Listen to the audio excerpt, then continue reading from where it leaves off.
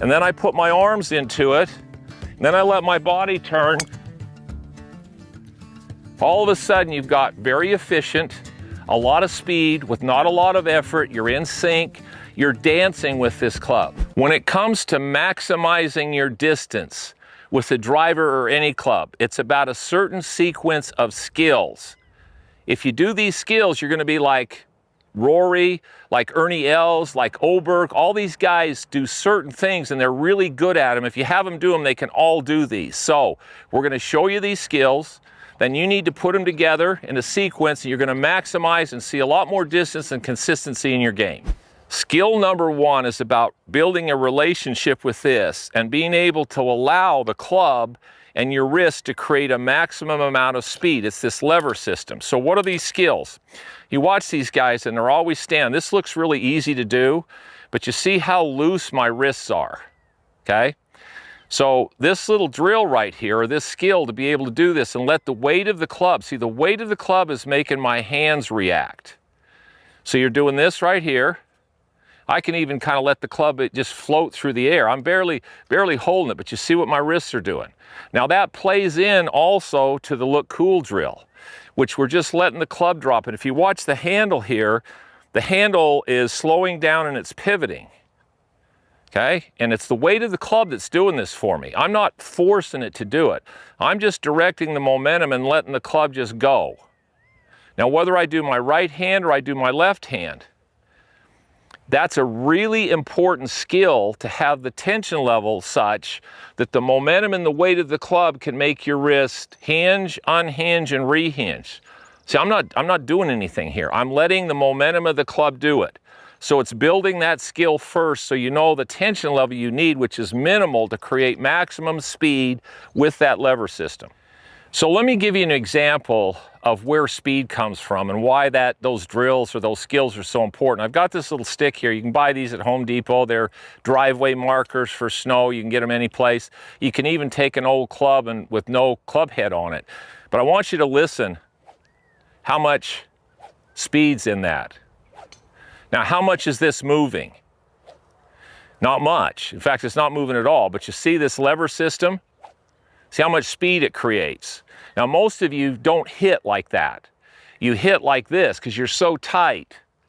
So no matter how fast I move my body, that's a whole different issue right there. Now, the other thing I'm not doing is I'm not twisting my arm and I'm not twisting my shoulder. See, this is a lever system in my wrist. It's here, and it's a lever system in my wrist there. What I'm not doing is twist and twist. You don't have to do that. We've talked about that in the M system and why your grip is so important to be able to accomplish this. Because at the end of the day, what you want is this lead hand becomes like Iron Byron. So the club is hooked on here and you go back, regardless of the speed that this goes, that is going to do the same thing. It's going to straighten out at the same place. The face is going to square itself. So the momentum of this goes and creates a lot of speed. If all of a sudden you're tight trying to twist and hold, you can't create much speed. That's why this is an important skill. So skill number two is once you get your grip on, it's how do your hands work. Now, we've talked about this in the M system. We've talked about it on the website. How your hands work is really important. So if you watch here, I've got my grip. There's my left hand. So it's not this and this where we're twisting. So we're here and we're here. Now what's going to happen is now I go back, my left wrist flattens, my right wrist hinges, and my right palm is right there facing at the target line. So it goes boom, and then I hit, and then it goes like this over here. So basically I'm taking this angle, this position here, and I'm just switching places.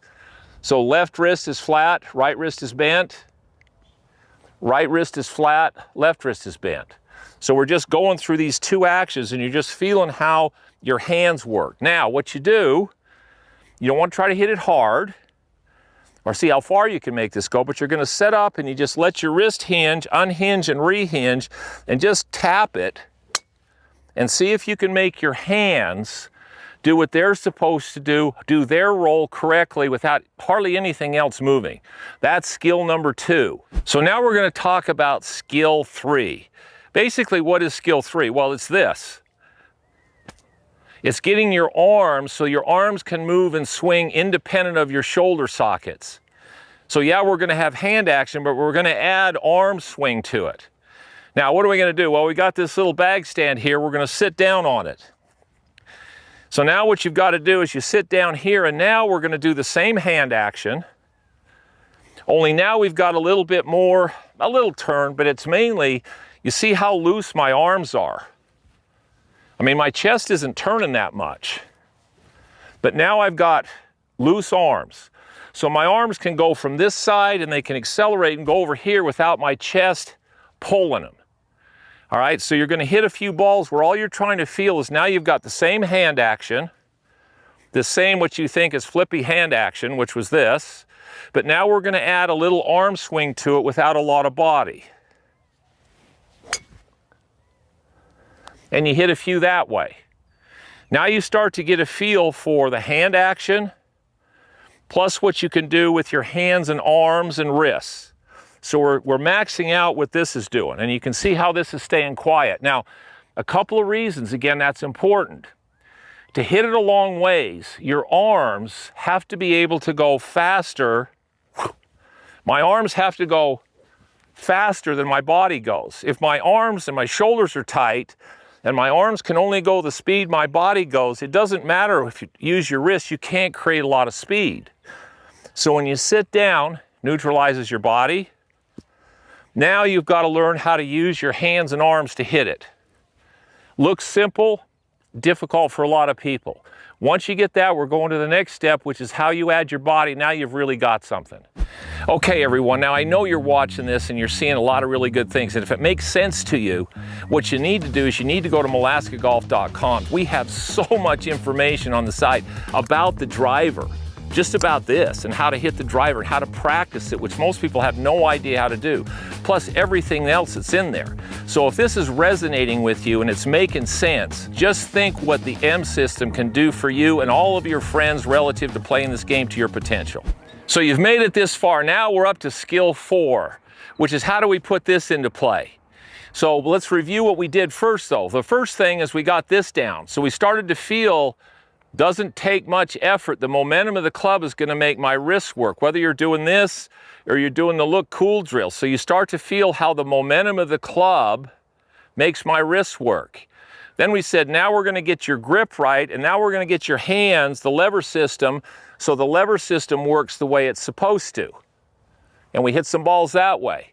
Then we said, okay, now we're going to sit in a chair and we're going to make some swings where now we've got to have loose arms and shoulder sockets. That's the key, because your arms have to go faster than your body goes to create maximum speed.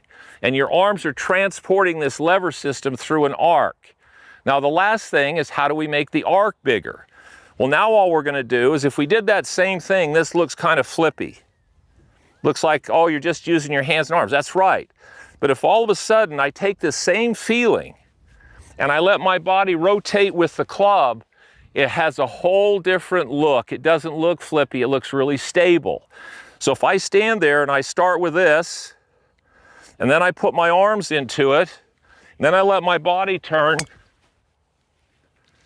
all of a sudden you've got very efficient, a lot of speed with not a lot of effort, you're in sync, you're dancing with this club. You know, this is a dance. So this and this have to be in sync with each other. If this jumps too fast or if it moves out of control with this, you've got nothing. So go through that sequence, go through those skills. You're going to be amazed at how much better you hit your driver with significantly less effort and more control.